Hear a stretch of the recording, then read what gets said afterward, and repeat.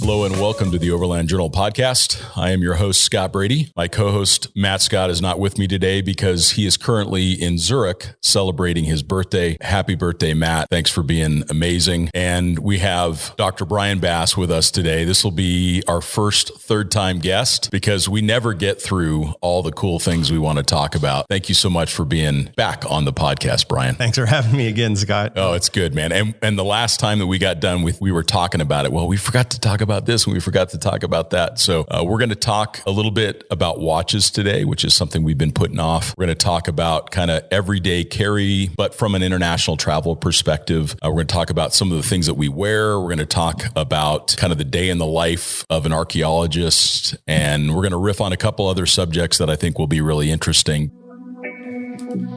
And special thanks to Equipped for supporting today's podcast. More than 15 years ago, Equipped Expedition Outfitters became the first American company to import the best-in-breed vehicle expedition equipment from across the globe. Since their humble beginnings, they have risen to become a go-to leader within the adventure travel industry, continuing to deliver a diverse portfolio of reliable, long-lasting products backed by unparalleled customer service. From shelter solutions from Easy On to portable fridges from National Luna to aluminum storage boxes from Alubox, their ever-growing selection of best-in-class gear increases your capability, comfort, and confidence during any adventure. Visit equippedone.com to gear up. What has been new? What is going on in your world right now? Good question. Thanks for having me back. Yeah, no totally. Pressure as a third timer. Yeah, exactly. I guess last time Matt Scott was somewhere off on some adventure. Which is good. Yeah, mostly been working on a number of local archaeological projects in the Santa Barbara, greater Santa Barbara area, doing archaeological consulting. That part's all regulatory driven. It's not because people want to go find cool stuff in their backyard. Right. Going through some permitting or planning process. And so I'm helping them get through the quagmire of the bureaucracies, at the local level. And then you do get to find cool stuff sometimes. Yeah, actually, with that kind of archaeology, I usually recommend avoiding the resource whenever possible. Sure. Which sounds counterintuitive. Obviously, I want to excavate stuff and check it out and learn more about our collective past. But frequently, when we find stuff, it can get quite expensive. I always tell my clients when we have to break out the dental pick and the toothbrush. Sure. Do the math on the per hour rates that I have or crew that I use. And so then we'll say, hey, can you guys move your hot tub about 10 feet this way? And we'll just make this, kind of an ornamental vegetation. And what's the most interesting thing that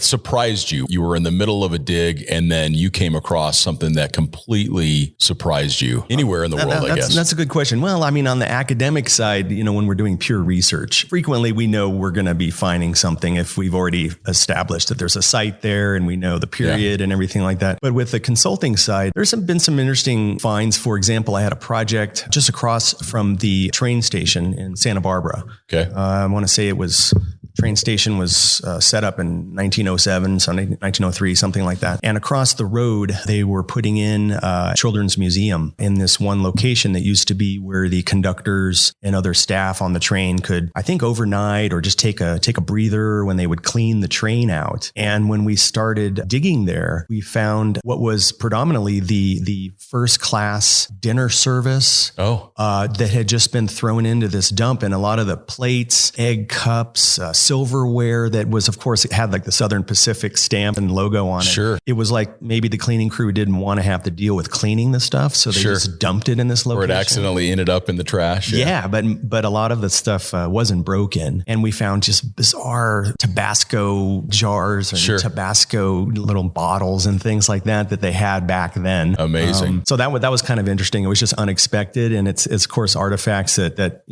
as a guy of modern times, I can relate to. And you can kind of project yourself into the first class carriage and see people ordering all this crazy amazing stuff. Yeah, because railway certainly the first form of mechanized overland travel, and it was something that was very special, and it allowed people to transit the country with a lot of efficiency, a lot more efficiency than we ever had before. And you can see why they had the same spirit of travel and adventure that we did. Totally. Although they did get the egg cups, which I don't think I've ever brought one on a trip. Crazy, right? We also found giant clam Interesting. But the dishes were shaped like the clam. I mean, wow. Crazy stuff that I assume you could order off of a menu. I didn't dive in on doing the history of any of that kind of stuff. Sure. It was just, we were just dealing with the dump itself and how we're going to address it. Well, and it seems like some of the most significant archaeological finds have been trash heaps, trash dumps. Oh, yeah. Because it's just a collection of so many things. Even in Prescott here, I know that they spent a lot of time excavating the dump of old Prescott because it was a significant place in the Old West. Oh, yeah, definitely. Yeah, territorial capital. Yeah, I remember being along the southern coast of Australia, and we would come across those massive dumps of shells where the Aboriginal people had been. Yeah, the middens. They packed with them. I mean, when you first see it, you think like,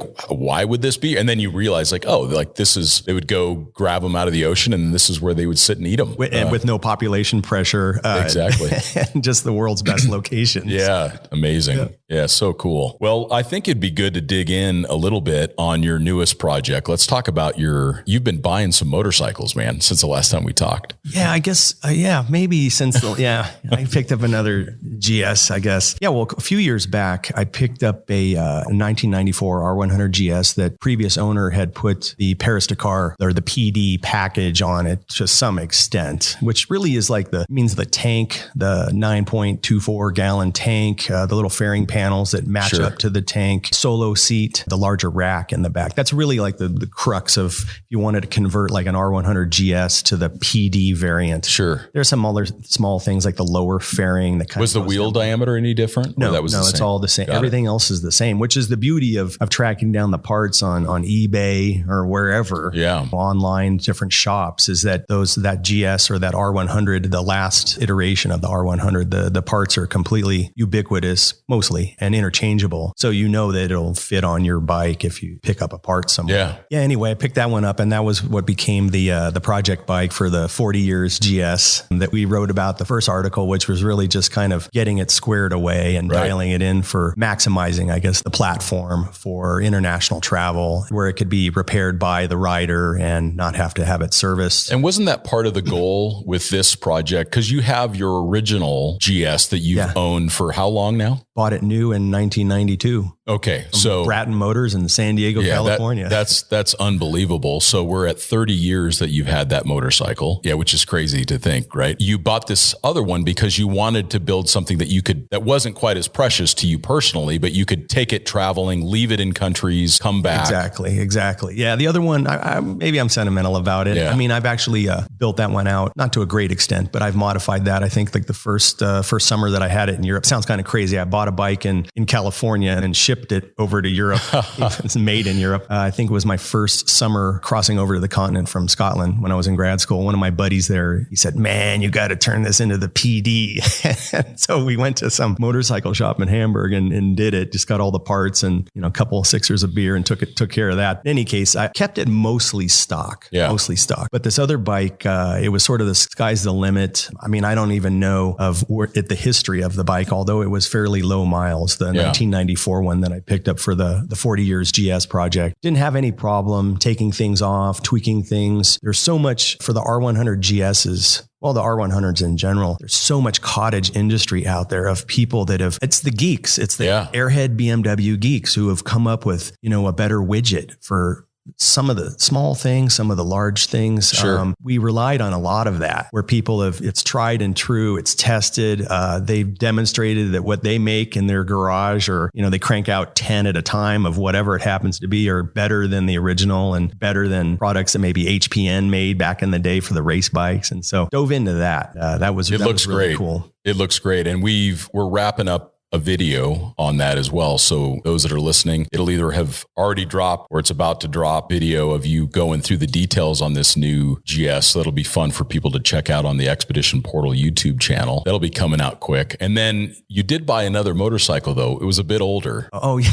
Yeah. You're forgetting about motorcycles. I forgot about that one. Okay. Well I bought a 1966 R69S and it wasn't my intention to buy it. It wasn't like I had the cash sitting around gathering dust, under a pillow. That bike, for some reason, when I was a little kid, I don't know if I saw one. My dad didn't have one of those, but it has the tractor, the triangular seats on it, the Denfield seats on it. And that was motorcycle. When I was a kid, when I thought of a motorcycle, surprisingly, it wasn't some motocrosser or a mini bike. It's like a cartoon. It looks like a cartoon motorcycle in a way. Yeah. And I had the opportunity. One came up for sale. It was in reasonable nick. It ended up needing, a little bit of work to get it dialed in. It was in the price range that I can afford. And so I picked it up. I can't get over riding that thing. I mean, it looks so great. It looks cool, but it's not just that. Like back in the day, that was I think it was Mr. Penton did rode from New York to LA, and then people just started and set a record, whenever it was like 40 something hours. I can't remember. Sure. I mean, that's crazy. Just getting on an R69S and just going west. It's refueling. I'm assuming going to the bathroom, maybe taking some food on, and then just jumping back on and riding. Cannonball run.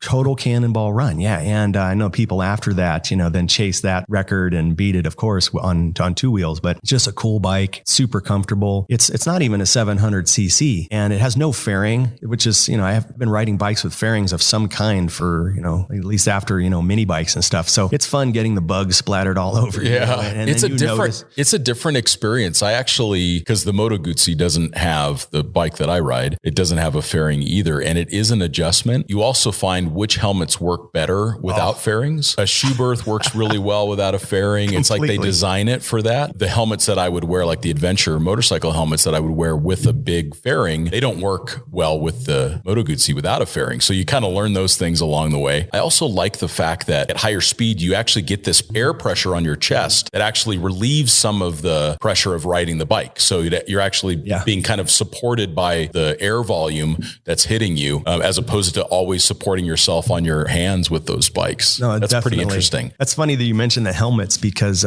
one of the things that I've noticed is that my Arai ADV helmet, I can't remember which model it is. It's one of the later models. It has a visor and everything. Sure. That is the most quiet helmet without a fairing. Interesting. And I have an AGV carbon fiber one because I assumed without a fairing. And, I'm being an older guy, right? I want to have, this lightweight helmet on my head. But that AGV, and I tested them all out without using earplugs, because I usually ride with earplugs in the helmets. Yeah, me too. That there's a lot more wind noise around this full face kind of racing helmet coming in. I can tell. Obviously, once the earplugs go in, it kind of drowns that out. It's definitely telltale. You got to match the right helmet to that kind of the way the wind flows. The ADV helmet.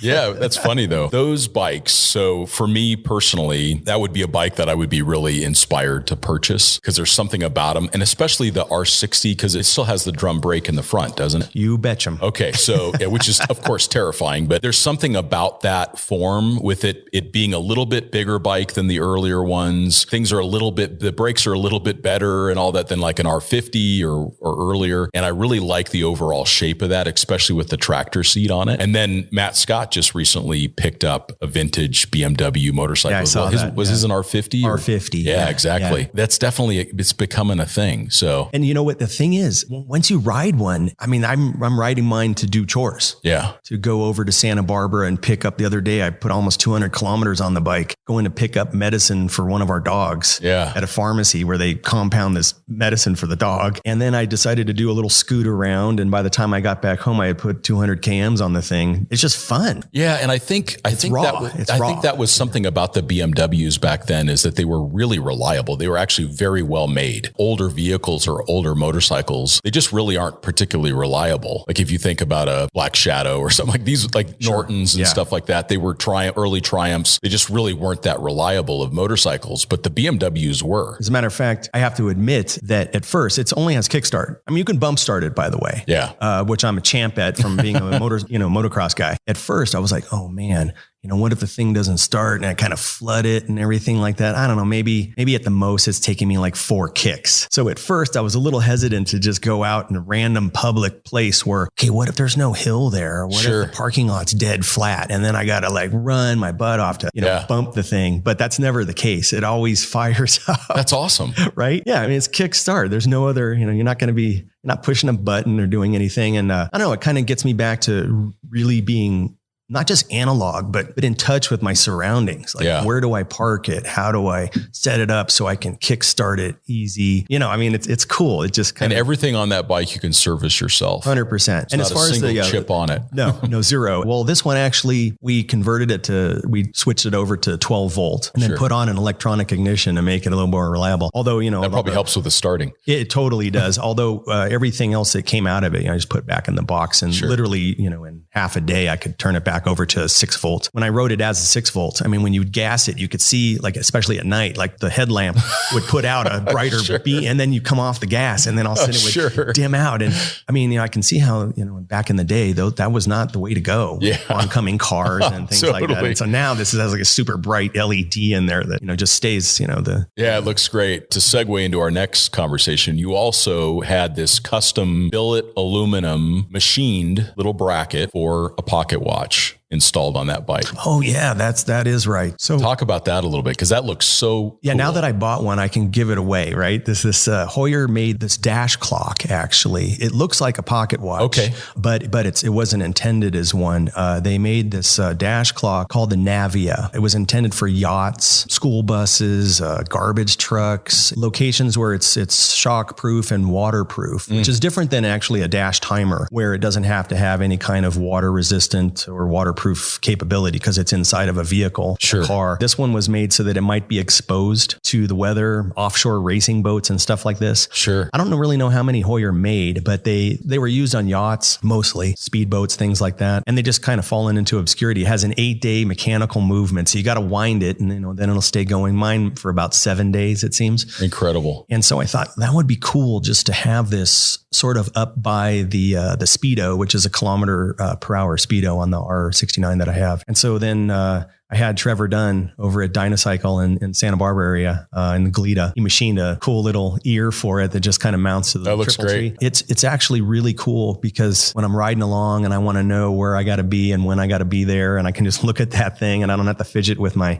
left sleeve to try and look at my watch. And I got this little analog waterproof clock there. Yeah. And it is cool. It's big enough for old eyes to be able to read it. It's super cool. And it's really nice. I dig it. We're finally going to get into watches a little bit here. We tried to do this the first podcast. That was like 2 years ago. And I think it's important to kind of preface that no one needs to buy an expensive watch. We're not suggesting even remotely that that's a good idea. There are some of us that have learned to appreciate old watches. Sometimes they're expensive, and sometimes they're not expensive at all. The less expensive ones are better watches than the really expensive stuff. When you think about a watch for travel, there's a couple things that come to mind. An analog watch just kind of takes a little bit of that electronic leash away from us. I do wear an Apple Watch, like when I exercise, but I've learned to stop wearing an Apple Watch for most of the time otherwise. Although one exception to that, like on Sundays, I try to just literally put my phone away, and the Apple Watch has cellular capability. If I get a text from a family member or whatever, or a phone call from a family member comes through, I can still receive that, but I don't interact with the phone at all that day. So sometimes on a Sunday, I'll do that. So it gives me a little bit of a break from the electronic leash. These analog watches, I think that they have a lot of charm, and they like harken back. There's historical elements to them and significance to them that I think make them really special. And then there are brands of watches that are a form of currency that we can carry on our person, because it's not like we're all walking around with $10,000 in cash. Most countries don't allow for very much cash on your person, or at least it raises questions if you have it. Or why would you want to expose yourself to that kind of risk, with that much cash in your pocket or your bag? Whereas these watches are very easily convertible into cash. So you kind of can look at a Rolex Submariner, for example, as quite the get out of jail free card. You could be in essentially any country in the world, and there will be a watch shop that will gladly give you a pile of cash for the watch that you're wearing. So that way you can buy a ticket home. We live in an interesting time right now. There's a lot of uncertainty and unexpected events that are happening that is stranding travelers. The pandemic did that. I myself was struggling to get back to the United States. Now we have a conflict, a war in Europe that is unsettling things. And it's pretty easy to get caught in a location where you may need to convert an asset like that into getting out of jail free. Yeah, I definitely, I agree. Although I will say that I'm going to let all my friends pony up their watches first to get out of jail before then I pony up mine. Yeah, it's true. I mean, but the other thing is, depending on the brand that you want to carry with you, sometimes you just want to take an adventure watch along because that's what it was made for, and you want to experience, somehow have it along for the ride. For me now, it kind of depends on where we're traveling, but I'll carry something that's super nondescript. Right. It just doesn't stick out. I don't stick out in a crowd. At least by the watch that I'm wearing. Might be other things, indicators, clothing, other things, backpacks, things like that. Yeah, I agree. It can be converted to a currency. I mean, I've sold watches as a grad student to the used watch shops in Zurich, Switzerland when I was passing through or helping out at the university there teaching. Needed some cash. Yeah. Sell pretty easily convertible. Boom. That and old Leica cameras. Right. And old lights glass, for example. I mean, and then when you have like $1,500 worth of Swiss francs, that goes a long way as a grad student. It certainly does. What are you wearing today? Well, today I have a Sin 158. I don't know how many they made of these. It's a recent manufacturer. Looks like a chronograph. Yeah, it's a chronograph. It's it's an homage watch to the old, it started out as a Heuer and later Sin took over the repair and production of them for the Bundeswehr, the German army. It's like a throwback. The original ones, the ones made by Heuer, and then the ones that were taken over by Sin to be repaired and later production ones had a manual movement. So you had to wind them manually at the crown. And so this one has an automatic movement in it, which I prefer. Yeah, actually, I've come to enjoy the automatics. Yeah, I mean, I still forget that 8-day clock that I have on the motorcycle. Yeah. That's definitely good for me because I would totally forget to wind it, and then it'll on the wrong. You'll remember one time in the 5 or 6 days. But you know what? I still do that. I have a few manually wound watches, and I still forget. A day and a half later, I'm like, something's wrong with this thing. It's like, well, you're just not wound. Yep. But this is a cool watch. It has a good water resistancy to it. The crown doesn't screw down, which isn't something I prefer. I'd rather have a screw down crown, but it hasn't been a problem. I know that now they have gaskets and everything that surpass what they had in the past. Sure. And everything's going to be fine with it. And I do use the chrono for things. Usually it's something silly, not something like Mr. Tactical cool guy. It's like timing how long I cook pasta. Nothing wrong with that. Right. Or something like that. Yeah, or baking something, I keep it, going so I can track it. But it's a fun watch. It's cool. The Sins are certainly one that I've for a long time really enjoyed. In fact, the first time I saw one was on Patrick Ma's wrist. So Patrick Ma runs Prometheus Design Works. He had this Sin on his wrist, and I looked at it. I said, "That is the cool." It was a 856, and there was something very simple, austere about it. It had these big numbers that I really liked, but I haven't bought one yet. So I ended up kind of, because of being a traveler, I started to enjoy the GMTs and that kind of thing. And Sin has one of those, by the way. Yeah, they do. Cool. It's a UTC. Yeah. It's a very cool watch. And so that one's kind of on the short list for me. Today, I'm actually wearing a watch that my dad gave me, which is one that I wear most often now. So it's a very early Seiko chronograph. So this would be from very late 1969 into early 70. I don't know what exactly the timing that my dad's watch was made. For my birthday last year, we were all at the house and I was opening it was just a watch winder that I wanted to be able to keep the watches going, the automatics. And my dad says, I've got a cool old watch. And so he goes off 20, 30 minutes rummaging around, and he comes back with this Seiko. And it turns out that it's just a very cool watch. It was actually the first automatic that was taken into space. One of the astronauts shoved it in his pocket to test out how an automatic chronograph would work in space, because up to that point, it was just the Omega Speedmaster, the moon watch, that was certified for those missions. Although a lot of those guys didn't. And they're manually wound. They are. Yeah. And I think that's why they were certified, is that they felt like as gravity and that changed, it wouldn't have as much of an impact on the accuracy of the watch, or maybe no impact. I don't know the full story behind that. But a lot of these guys were sticking watches, Rolexes, and in this case, a Seiko. So there was this astronaut by the name of Pogue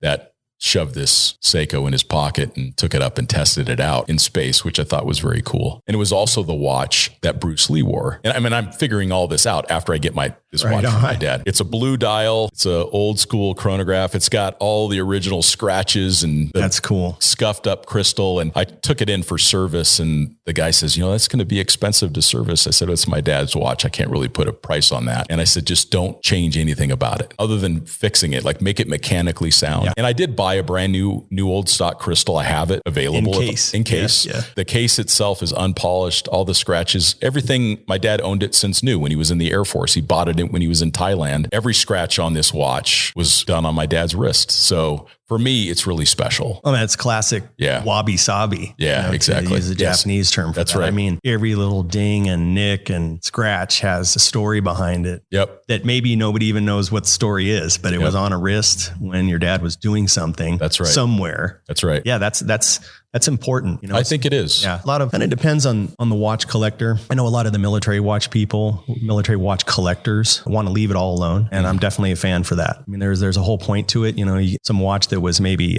handed back in after it was issued, and then eventually it was decommissioned and a civilian gets a hold of it. You're not going to really know why it has all these scratches on it, but there's an importance there. There's like it's transition to the next curator, the next owner. Sure. And when you wipe all that clean, well, it's gone.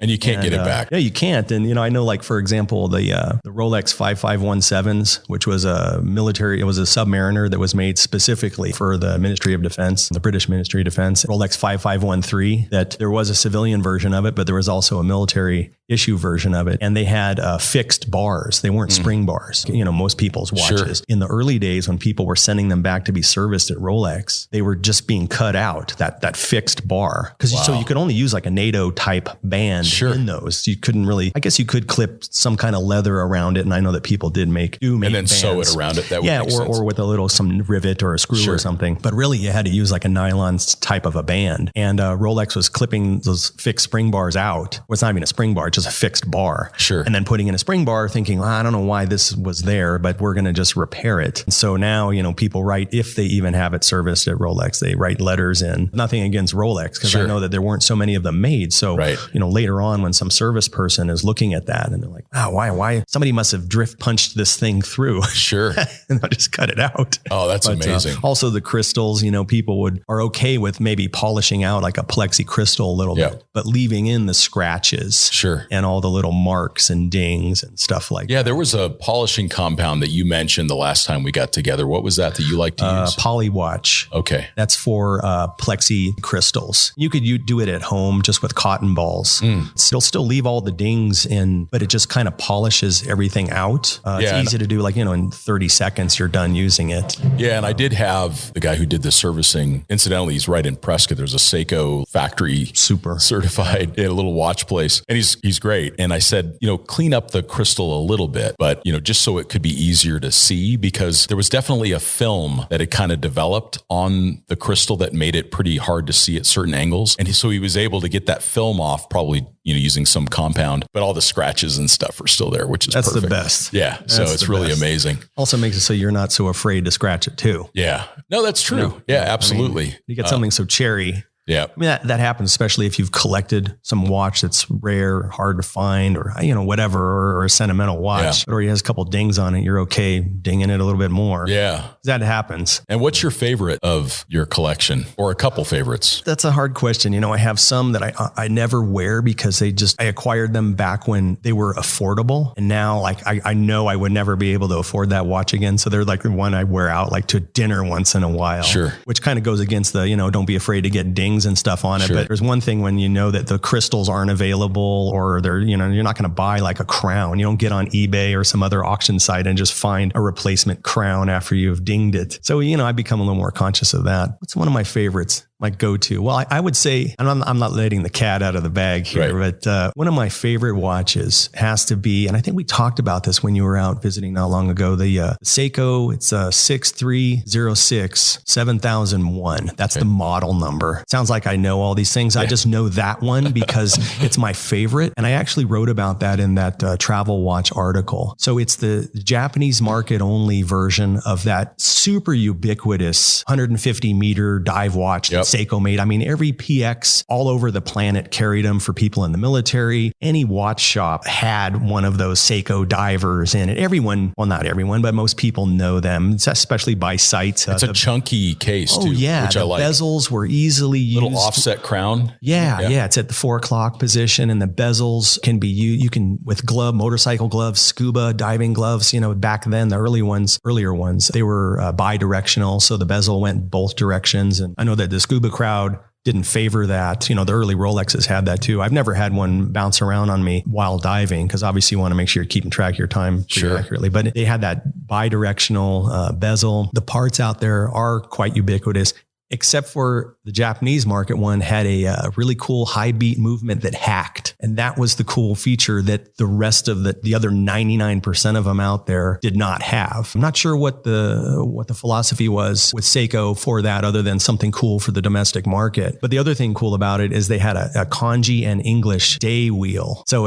say Monday, and then it has the kanji or for Monday and Tuesday, etc. So it has both. Yeah. So it kind of flips through. If you set it on the English setting, then it rolls through the kanji around midnight or so, and it just pops up with, goes from Monday to Tuesday. Sure. But if you were awake at midnight, you'd see that the kanji would kind of pass by, and then it immediately says Tuesday, for example. That's great. Like at what would be the 24 hours of the rotation. But it's just a really super cool watch. They're not expensive. Yeah. I mean, you could find them out there. Like $1,200 or so. Yeah, even cheaper if they're kind of beat up. And the thing is that the crystals for those are out there. The bezel inserts are out there. The bezels are out there. You don't have to really be a sleuth or know a guy who knows a guy who knows a gal who has a friend to come up with the parts, the crowns. I mean, so for all the other 99% of those Seiko 150 divers, they're all out there at watch repair places and can be found. And so I think that's like one of the cooler watches. They're easy to read. The dials, I mean, if you have bad eyes, or you're getting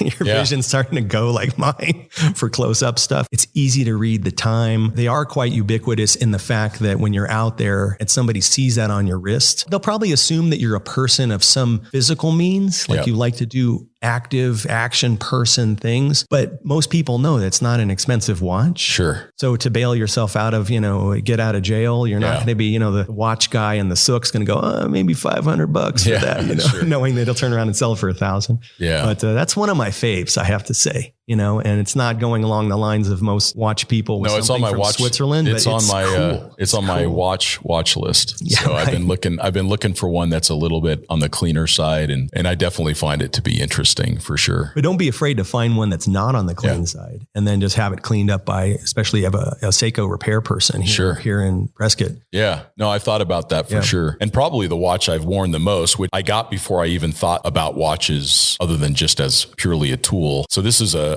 Trazer H3 automatic. And I got this watch just when I was starting Expedition 7 because of John Lee. In fact, I would say that most of my interest in watches came first from John Lee and Ho Chung at Expedition Exchange, because they always had interesting watches. And I could never afford one, or I wouldn't apply the resources to buying a watch like that. And they sold Trazers. So we kind of got used to the brand. And then we ended up reaching out to them and doing a little bit of work with Trazer. And I was able to get this automatic, and it is beat. Like, it is really beat, but that's because it has gone with me around the world 3 times. And it's totally, most of the numbers are all whacked and everything like that. I mean, it's just because I didn't think of it as being precious in any way. And they're not that expensive new either, around $1,000, $1,200 or so. And I put it on a NATO band, and I literally beat it up on all 7 continents. Yeah, but that's fine. It's got a 24-hour dial on the inner ring there. And that's cool. It's a really simple watch. Yeah. So I think the Trazer is one that I do like, Swiss brand. In fact, when I was going through Switzerland, I was able to stop and go in and say hello to the Trazer folks and get a sense for their operation. Really impressive company. And then I think that one of the most handsome watches is that Omega Speedmaster,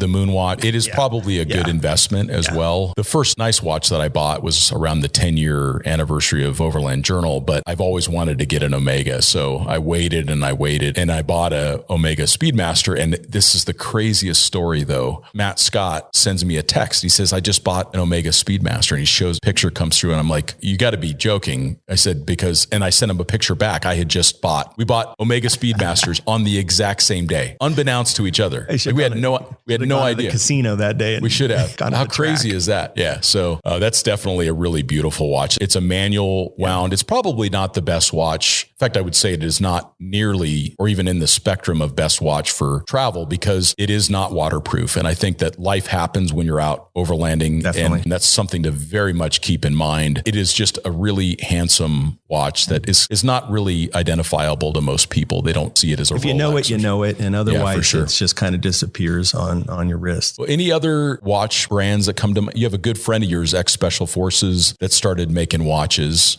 Is it the Resco brand? Is that right? Resco. Yeah, Resco Instruments. Yeah, Robert Smith. Well, it was kind of funny how we all met, but in the early days of the Military Watch Resource, MWR, we had an online forum. I mean, it was pure geekdom, 100%. And we just met there online. It was the early days of chat rooms. I mean, it was so stilted and there weren't too many options to do anything. You couldn't edit your response or whatever. And it just kind of peeled out sort of, paragraph style with like a chat list almost. 100%. Yeah. Most people had their name just spelled with lowercase letters as the handle. Like I went by Bryon. The owner of it went by Bob, and Smitty, Robert Smith, his nickname Smitty, he went by Smitty.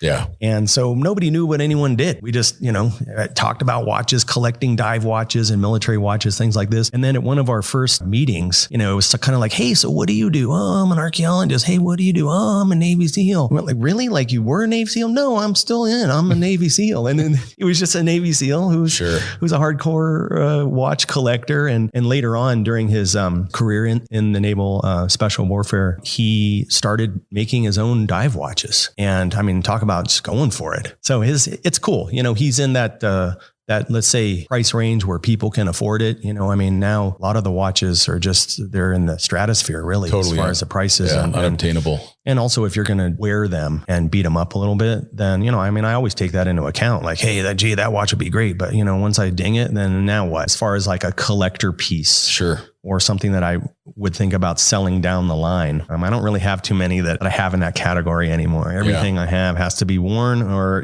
I'm getting rid of it. Yeah. Anyway, his watches are really great. He has sports stuff, which allows him to have a different price point for some people that maybe can't go into the 4 digits of buying a watch. And then also automatic movements, cool dials, all of his stuff. I mean, he tested it, way back in the day for real. Sure. And then he still has frontline people, tier 1 operators using the stuff and getting back to him with comments. And so it's cool. His stuff's made to it does look great. And then, there's other brands too that I think have come along with kind of like saying, oh, I own a Ferrari. I don't own a Ferrari, but like saying, oh, I own a Rolex. And there's certain thing that pops in most people's mind when you say that. But at the same time, their watches are made to just be flogged. Yeah. And you can't get around that. And, they are expensive. And I know plenty of people out there will not, even if they could afford it, couldn't justify wearing something on their wrist that's $5,000, $6,000, $7,000, $10,000 of a dive watch. Sure. When it could get lost, dinged, stolen, you put it down, where is it now? You can't, you don't know where you put it, disappears when you're traveling. I totally appreciate that. But you can't get over the fact that their stuff is really bomb proof. And it's the fact. Yeah. A Rolex dive watch, GMT, whatever you want to call it. These are all really, really well-made watches, and they can be a decent investment. Well, they don't lose their value. Yeah. I mean, that's the whole thing. I mean, even if you have like an early Submariner, I mean, those now, or an early Sea Dweller, I mean, it's off the charts. Yeah. Or a Daytona if you happen to have. Yeah. Just unbelievable. Right. If you can find a Daytona, or especially the super old ones. Yeah. I know someone who collects the real old ones, and they're cool. Yeah. They're very cool. And if you buy it, then, 6 months later, you're like, I don't like wearing it, or it just doesn't look right on my wrist, or you want to clear some cash. Guaranteed you can turn around and sell it for more than you paid for it. Yeah. In most cases. Yeah. And what I do, because I do want to be able to enjoy them, so I insure them all. I have a personal articles policy. You can talk to your insurance agent. You can insure it for full replacement value. It's expensive to have the policy, especially if you have multiple watches. But what I didn't want to have happen was that I wouldn't wear the watch because I was worried about losing it. Exactly. Or it getting stolen. In this case, for any reason, if the watch disappears, you can get your money back to go buy another another one.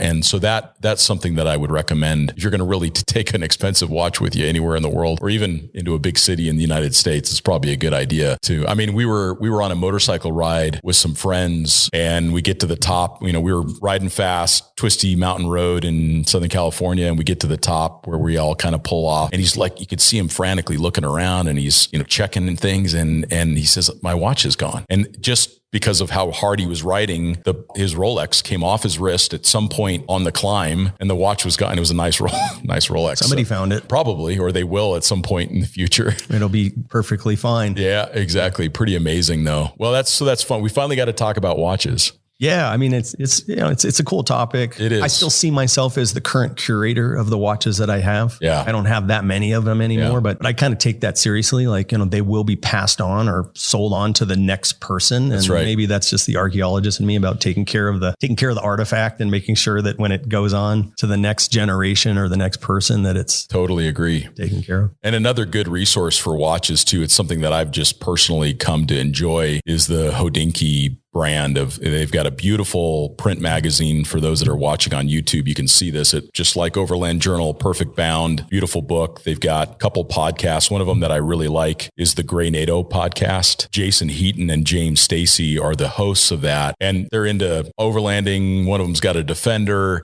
They're adventurous guys that talk about adventurous watches. And I enjoy that podcast a lot. So for those looking to find out more information about watches, they can do that. And then you wrote an article a year or so back for Overland Journal where you talked about a lot of those watches as well. Maybe 2 years ago, something like that. Yeah, I think so.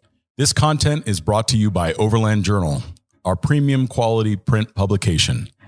The magazine was founded in 2006 with the goal of providing independent equipment and vehicle reviews, along with the most stunning adventures and photography.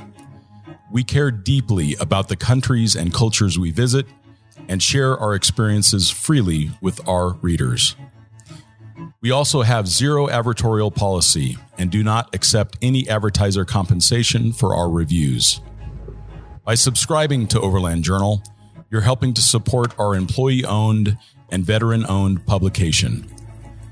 Your support also provides resources and funding for content like you are watching or listening to right now. You can subscribe directly on our website at overlandjournal.com. I think we want to kind of riff a little bit on kind of everyday carry travel stuff, because I've definitely found that in the beginning of overlanding, we all wore like an ex officio baggy khaki colored shirt. I didn't, but many people did. Yeah.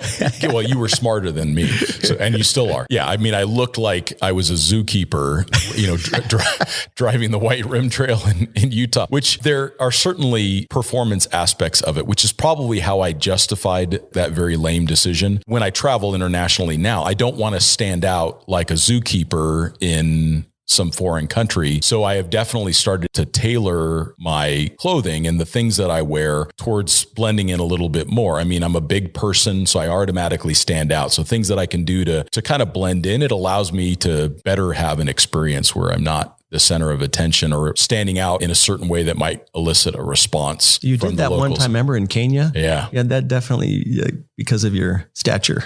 Yeah, it was intimidating. I mean, on the verge of a things were going to get interesting fast. It was getting spicy for sure. Yeah. And again, I was wearing kind of this, it looked more military. I mean, I had like a khaki pair of pants on and this dark gray shirt. And then we got called out on that a lot by the Kenyans. Even the Kenyan military or the police kept telling us we had to disclose our mission. That was a real lesson in look like a tourist or look like a local, but don't look like an operator in a country. So I've definitely changed a lot of my clothing around that. And I don't wear that stuff anymore. I always carry an Aloha shirt. And I think when we had that episode, I was wearing my green and white. It looks like I just got off the plane on Maui to go for a 2-week vacation. Yeah. And that was the right call. That was the right call. So now, like, actually one of my favorite shirts, and I bring it with me every time I travel. So Lululemon makes this blue Oxford. It's stretchy,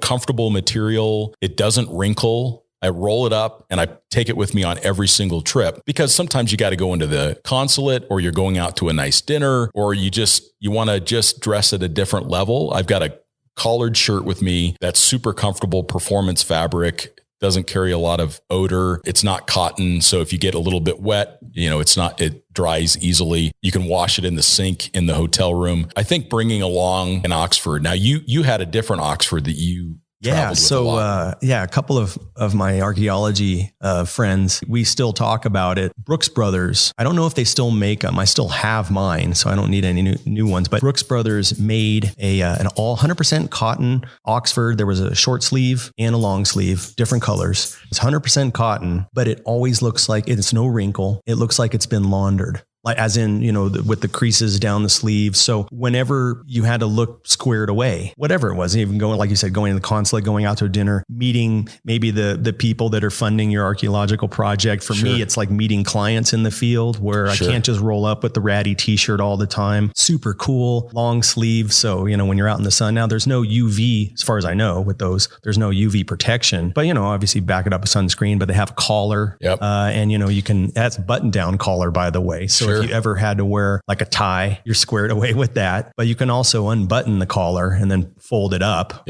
flip it up so that you have your neck more protected. And those things, a few of us swear by them just because you can, wear it on the plane. You can have it scrunched up into a ball in your bag. It doesn't matter. You take it out. It's cotton. So it'll carry some odor after a while. Yeah. But it doesn't carry, for me anyway, as much as things like the synthetic material. Well, speaking of synthetic material, I really do like synthetics when I'm actively traveling, but when I fly or I'm on a small aircraft or whatever, I have really avoided wearing any kind of synthetic because there is an accident and there is a fire. Something like this wool jacket that we got from Prometheus Design Works. It's a heavy wool coat, and there is a lot of fire resistance in wool. Yeah. So it may be just enough to throw it up over your head and get out through the flames, whereas synthetic will just bake down, literally melt onto your body. Having been a firefighter and been on several aircraft crashes, it's incredible. Sometimes people do survive those things. If you can limit the burns to your body, that makes a big difference. So wearing natural fibers, cotton is okay, wool is best. So I'll typically wear like a wool Henley and then some kind of a wool coat like this one that I'm wearing now. I mean, nowadays with the merino wool products that are out there. So good. I think we talked about this at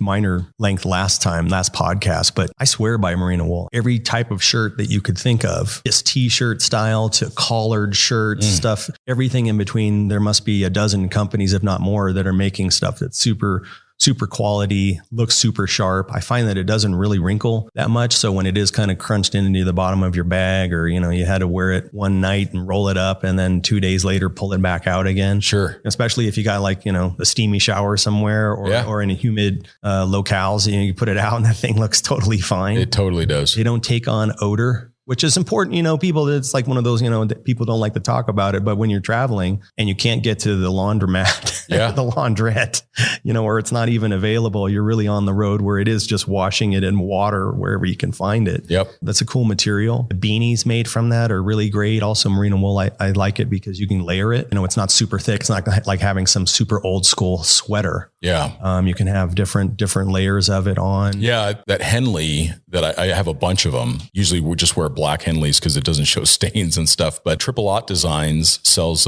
they're made in the United States. Yeah. Merino wool Henleys, and they're easy to own. And I've traveled in them almost exclusively. They're great for on the plane because you get a little bit of protection from the cold and stuff when you're flying. So those are just my go-to. And then Triple Aught Design also makes a button-up wool shirt.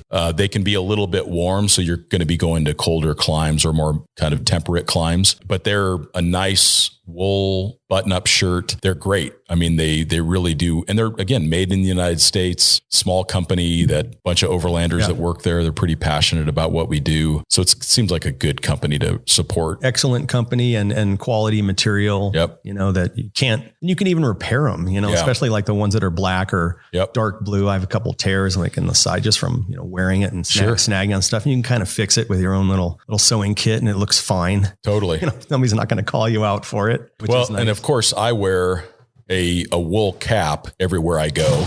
And the reason why I wear a wool cap is because I'm bald. So for those that are curious, I just wear it because it's fun. Yeah. For those that are curious about like why I always wear this hat. It's because I'm always bumping into something with my head. So I do wear, it's a thick wool. They're made in Ireland. The name actually escapes me. Maybe I'll look real quick here. So it is the Boyne Valley Knitwear, made in Ireland. They're $40-$50, but they're pretty thick, so I can bounce my cranium off them. Has a brim on it, It does, and they actually do super well in the rain. Yeah. So I don't really worry about the rain with them. Yeah, they last literally forever. The only time I've had to buy other ones is because I've lost them. I've left them somewhere, but they literally last forever. I mean, I wear them almost every single day. And I like the fact that I've got some sun protection on my bald head, but that you don't stand out again like the tourists. So wearing a baseball cap in most of the world is not common. Like people don't tend to wear baseball caps outside of North America. So you stand out as someone that's not local, whereas a black wool cap, they don't even notice. Could be the taxi driver, going to work. Yep, right? Totally. I mean, I can be in Reykjavik and they're going to start talking to me in Icelandic, and I could be somewhere in northern part of France and they're going to speak to me in French because I look more like a local when you're not dressed like a tourist. No, definitely. I agree. I have that gray one. I decided not to wear it, so that we don't have the dueling flat cap thing going on.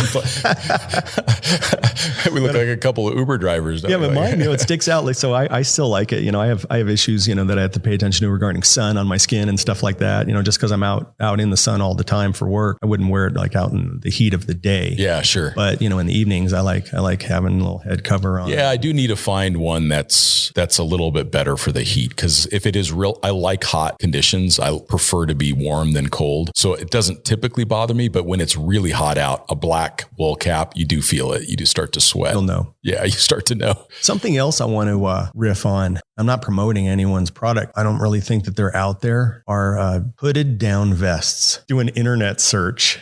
You will come up with either stuff that's like in the $20 range that's purely just for show, and maybe one or two companies out there that have a hooded down vest. So I don't know if I got to talk to Patrick Ma about this. Sure. But I swear by my down vests, just as a backup pillow, wear it in the sleeping bag. If all of a sudden it's just a little bit too cold and, gets me to the next level, if you'd have to keep the core warm when you're riding your motorcycle, I mean, that's like, it's money. I won't say they've fallen out of favor because you see people wearing them, but I think like the technical hooded vest needs to be addressed. On belay, where you just, you're going to be standing there for 3 hours while your buddies are climbing, and you just got to throw something on and it's keep your core warm, and then maybe flip it up over your neck or over your head, and the elements can kind of stay out while you're doing your thing, and you got your merino wool underneath. And I don't know, we got to explore that. I think that's a challenge. I think you're right. And probably like about a year and a half ago, I would have pushed back on it. I don't think that they are in favor. I got one.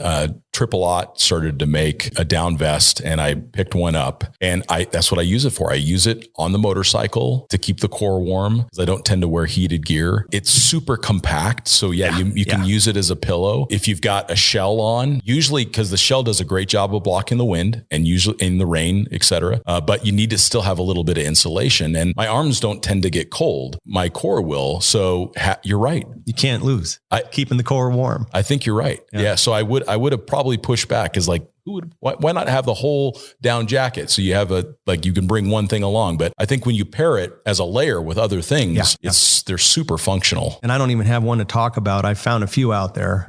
Take a look at Tad just came out with a wool, or maybe it's a performance. It's either a performance, not wool, excuse me. It's a performance down, just a basic vest shell. I think it's got a little bit of DWR on it, black, super understated. I think it's down, or maybe it's a synthetic material fill. You got to aim for the hoodie one though. It isn't hooded. That's all right. I got you. So that's the whole package you got to have. Right. That's for sure. There's a couple other things that that we use. I mean, I've talked about these before, but these American optical sunglasses, I buy them myself. They're not sponsored or anything like that, but they're only $70 for an American made glass, or you can get, shatter resistant. They're just super simple, and they're really nice American made sunglasses for $70. It also is a currency too, by the way. I found, like, when you not to buy your way out of jail, but since it's replaceable, if you have to pass it on to somebody, you can. Yeah, no, that's true. As a that border guard that helps you out. Thanks for, hooking you up in some way. Yeah, I got you. No, that makes sense. You can carry a couple of them. And when they're $70, you're able to buy a couple. You're not going to lose sleep. Yeah, exactly. And you could probably pick up a cheap pair of sunglasses somewhere till you get back home. Anything else come to mind on kind of the daily carry stuff? Yeah. Well, when I travel where it's not just like, coming from California over to Arizona, in my own gear, I always have a tire pressure gauge and a pencil and a Sharpie. Oh, there you go. Yeah. Sharpie's a good call. And I even reused some little carrier that has Velcro on the back, so you can kind of stick it in a car, like a rental car. The tire pressure gauges that I always have with me have PSI and also bar. Sure. And, I guess, if you're comfortable with one or the other, and I am, but, if I have to show somebody, especially when you're in the Americas, we'll say North America, hey, I want to run my tires at 32 PSI, and they only know bar, you have to be able to show them. A little mark. Because what is it? 14.2 PSI per bar or something like that? So it'll be like 1 point. Actually, sometimes the little markers, it's hard to like for a tire pressure gauge that's only in bar, I prefer that if we're only working in barometric pressure. Sure. But I always have that. For example, even if we're renting a car in Western Europe, first thing I do is a walk around on the out. I don't care if they just told me, there's no dings. Everything's fine at the rental agency at the Frankfurt airport. Always do a walk around. I always make sure that there's a spare. I always make sure the spare has as much air as the rears are going to need. Sure. It sounds geeky, but totally true. It's after getting burned a bunch of times with, having no spare. You can waste a half a day of your vacation easily trying to get a tire fixed. If you're working, like, hey, now what? So that's the one thing I always have. And pencils obviously can write on almost anything. Right. And a Sharpie as well. So if I have to make notes on something, I always have that. I still favor the original Leatherman tool, but a multi-tool. And I don't mean the ones where there's so many things on it that, you can't remember how to pull out the bottle opener. But just the basic ones that have like the pliers, the wire cutter, like a Phillips type screwdriver, like one or two of the blade screwdrivers, and maybe just a knife blade. I still carry the one of those on every trip because something will come up. You need a set of pliers. It could be like in the hotel room, just the tighten shower curtain, or it could be in the rig that somebody said, oh, everything's fine. You're going to be getting this 110 Land Rover, and we had our guy go through it. And then the first thing, you get in there and then like the door latch doesn't work, or you got to tighten down, some band clamp on something. Totally. It happens. It does happen. You can't make this kind of stuff up. So those are my solid, go-tos for good suggestions. And we've talked about this a little bit on the podcast before, but I think one of the things as travelers is coming to terms with the limited amount of stuff that we actually need. I think it's easy to get attached to the stuff that we travel with, or think that we need this laundry list of everyday carry, or that we've got to have everything that we might possibly need. In most places of the world, those people need the same things too. And you can find them, you can borrow them, you can ask for help. Once I kind of changed my mindset and realized what I really need is a way to communicate and navigate, which our phones do both now. The phones have a flashlight on them as well. And then I need to be able to pay for things like let's say I've lost all of my luggage and all I've got is what's on my person. You can buy stuff for cheap anywhere in the world.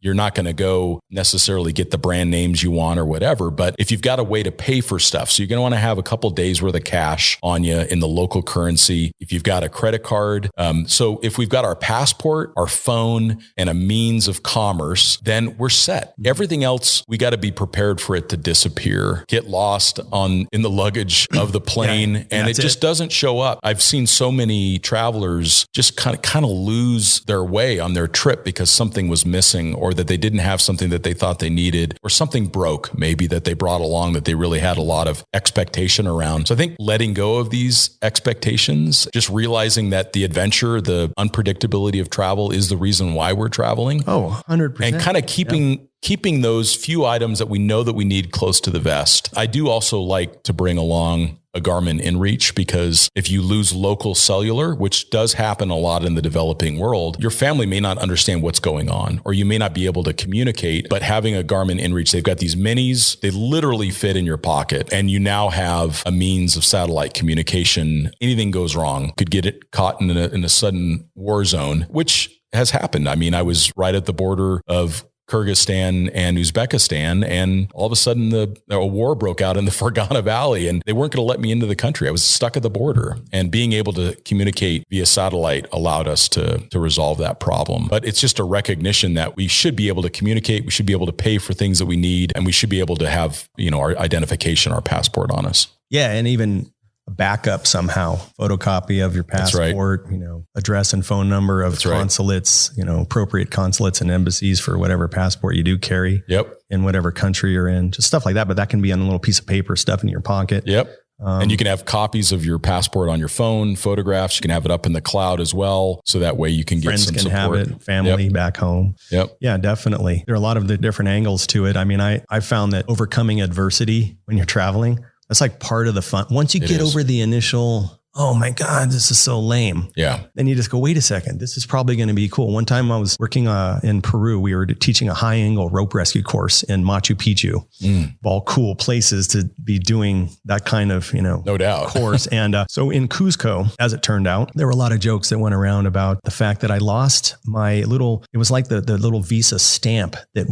it was a separate piece of paper that went in the passport when we landed in Lima. Sure. And so I had to go get a replacement. And there we are in Cuzco. And meanwhile, we had like 2 days of downtime, and Cuzco is a cool place. Super cool. So everyone else kind of wandered off. And one of my friends, he's a French Canadian, Charles, he's like, no, I'll go with you. And it was like this whole adventure throughout Cuzco, because he went to the office. We were supposed to get this replacement stamp, and then it was closed. And then they told us where to go, but we got there and it was like lunchtime, and it just turned into this whole adventure walking around Cuzco, in whatever, 12,300 feet above sea level, huffing it around. It was just a cool day of trying to overcome adversity. Yeah. Of course, we ended up getting, I ended up getting this stamp put back in my passport so that, we could identify who I was and what I was supposed to be doing there and all this kind of stuff. Sure.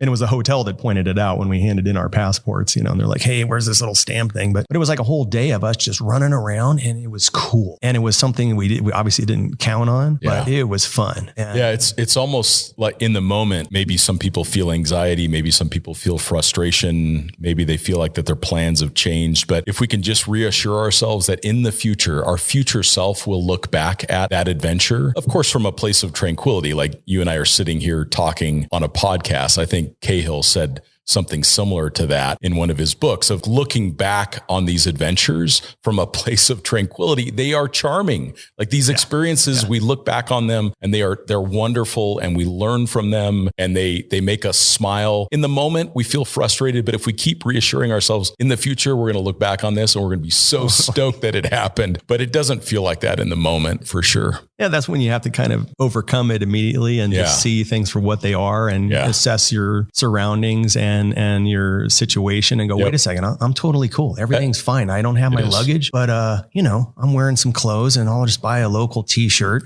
or whatever. And I see everyone wears that kind of hat. I'll get one of those. You'll probably be blending in better than anyone in your travel party. Totally. 100%. Yeah. Not getting too attached to an outcome, letting the adventure unfold as it's supposed to. And you can tell yourself positive things like, I always wanted to replace that bag anyway, or whatever. For sure. It's a good excuse to get myself a Filson or something. Yeah, that's right. Well, Bryon, somehow we have managed to not cover all the topics that we wanted to do. It's always how it is. But I love it. That means we get to have podcast number 4. Are there any new books? Is there anything you're jamming on right now? New podcasts, something that you're really enjoying? I'm still into I keep listening to them over and over. The BBC History of the World podcasts. They're like 15 or 20 minutes long each, and they cover very unique topics. They're in the bandwidth as far as the time and the information where we can retain a lot of it. Super cool. And especially on a road trip, great to listen to. I think every topic is maybe at the most a half hour of the topic, and the narrator's cool. Anytime there's like a British voice, of course, I always pay attention a little bit better. It's kind of a colonial thing. I don't know. I think it works. It totally works. But that's good. And as far as reading, other than like just boring things that'll put you to sleep for archaeological reports that I'm preparing, I tracked down, I believe it's published by BMW, but it's History of GS. And I want to say it covered the first 30 years of it. And I found that when I was doing some research for the Overland Journal article, and I still go to that. I'm really intrigued by the early ISDT airhead twins that were like pre-GS. Okay. What else is happening these days? Oh yeah. A couple of websites that I like checking in on just to see what people for motorcycles, bike EXIF. Oh yeah, that was excellent. Stuff that's going on there, especially from Eastern Europe. Some of the makers, it's not just of custom bikes, but then they have products for sale that are just insane. Cool controls, aftermarket stuff, obviously, but just thinking way outside the box and influenced by their own motorcycle history and trajectory, which is different than, what I would say as a guy from SoCal growing up in the motocross desert kind of world. Sure. Their background into motorcycles is different. Yep.